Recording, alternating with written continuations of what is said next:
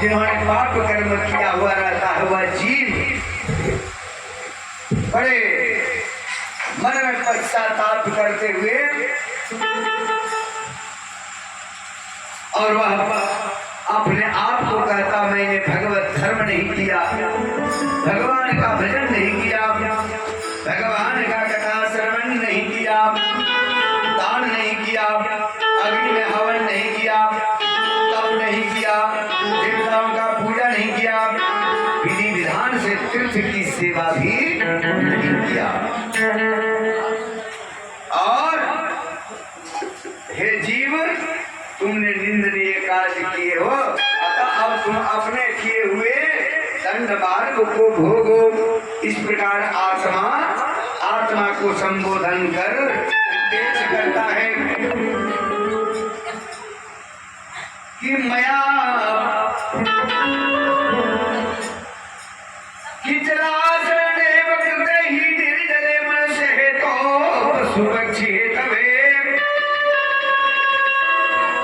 गोविप्रवृत्यर्थं मकानिदेन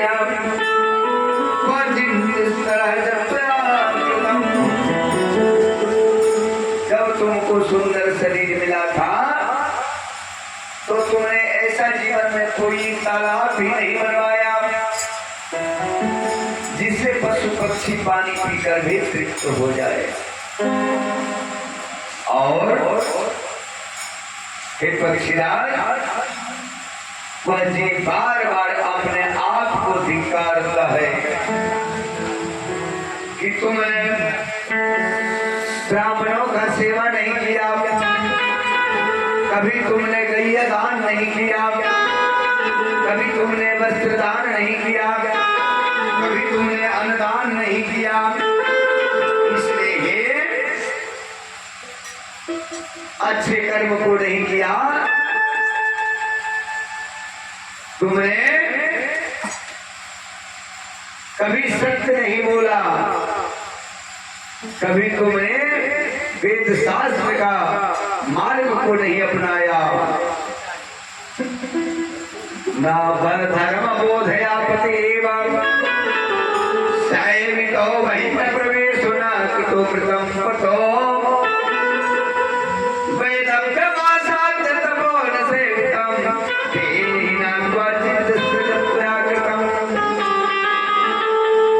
तुमने अपने किए हुए कर्मों को भोगो। और मैंने पुरुष या स्त्री धर्म स्त्री जन्म में धारण कर स्वामी का हित नहीं किया, अपने पति से बराबर लड़ाई किया, कभी मधुर वचन नहीं बोला, पातिव्रत धर्म से बिल्कुल अलग रहा, किसी भी निर्गुण का सेवा नहीं किया, सत्कार नहीं किया। इस कारण हे जीवात्मा अब किए हुए कर्मों को तुम भोगो। धर्म बुद्धि से मेरे पति की सेवा नहीं की, पति के मरने के बाद सती भी नहीं हुई, विधवा पर प्राप्त होने पर तब भी नहीं किया। हे जीवात्मन तुम अपने किए हुए पूर्व जन्म के पाप कर्म से नारी का शरीर मैंने प्राप्त किया है, और जो शरीर वेद अव्यादि बहुत दुख का पात्र है।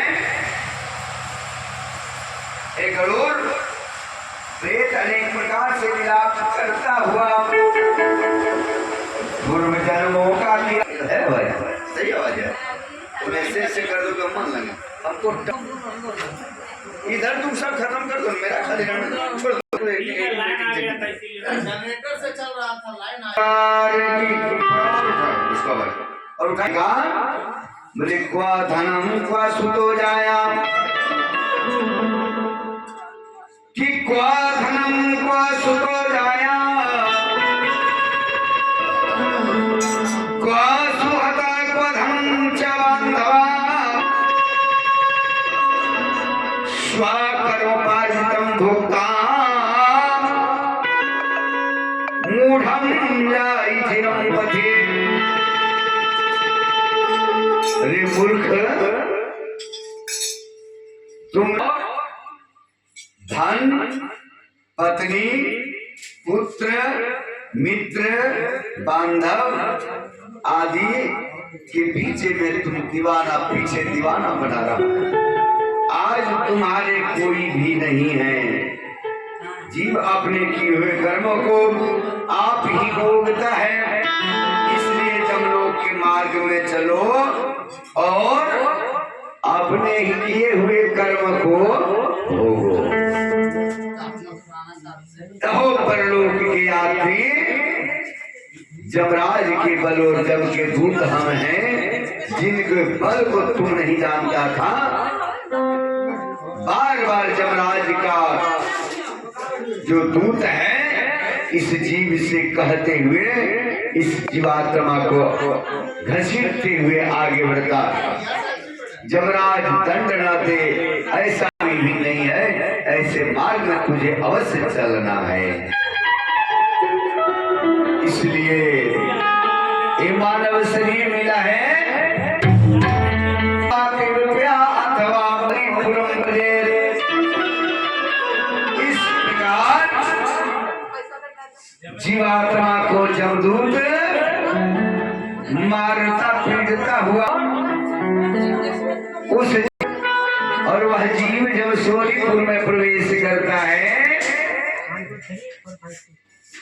उस जगह देखिए हमारे सुशांत बाबूपुर से पुण्य का परिचय अपने परदादा जी का मार्ग को सुगम बनाने के लिए और अपने जीवन को सार्थक बनाने के लिए इन्होंने दान दिया। बाबू मेरा पढ़े लिखे भाभी अपने समाज का सेवक बने। बोले आनंद करते भगवान। बोले हे पक्षीराज, इस प्रकार उस जीव को जमदूत मारता पीटता घसीटता उसे सोनीपुर में प्रवेश करता है। वह जीव नाम का राजा है, जिसको देखकर प्रेत बड़ा भयभीत होता है। उस पूर्व में प्रेत को पुत्रादिक ने जो त्रिपाक्षिक पिंडदान किया, उस अन्न जल को भक्षण करता हुआ सोनीपुर से आगे बढ़ता है। सोनीपुर से जैसे वह जीव आगे बढ़ता है पक्षीराज, नगेंद्र भवन जंगल में वह जंगल इतना दुखदाई है। वह वनानि तत्र रुद्राणि दृष्ट्वा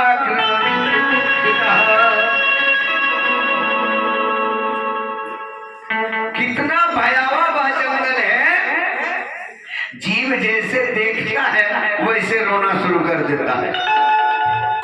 डॉक्टर जब आ जाए बच्चा का इलाज करने के लिए और आगे निर्दयी जमदूत के पास से खींचता हुआ प्रेत 2 मास में रोता हुआ जाता है। वहां बांधवों के दिए हुए द्वितीय मासिक जल और वस्त्र को भोगता जमदूतों के पास द्वारा आगे जाता है। तीसरे महीने में वह गंधर्वपुर में प्रवेश करता। वह पर्व हुआ त्रिमासिक पिंड को गंधर्वपुर में भोग आगे चलता है। चौथे महीने में शेरगामपुर में जाता है। वहां प्रेत के ऊपर बहुत से मास के दिए हुए पिंड को भोग कर थोड़ा सा वहां पर सुख का आनंद मिलता है। इस जीव को वहां से 5वें महीने में वो क्रोचपुर में पहुंचता है। वहां पंचम मासिक पिंड को भोगकर आगे गुरुपुर से बढ़ता है। 5.5 मास के बाद नवखंड मासिक पिंड का महीने का दिया आराम वहां करने के लिए उस जीव को मिलता है। लेकिन भैया जमदूत की इतनी वह विचित्र भवन नामक पुर को जाता है। वहां जमराज का छोटा भाई विचित्र नाम वाला राजा राज्य करता है।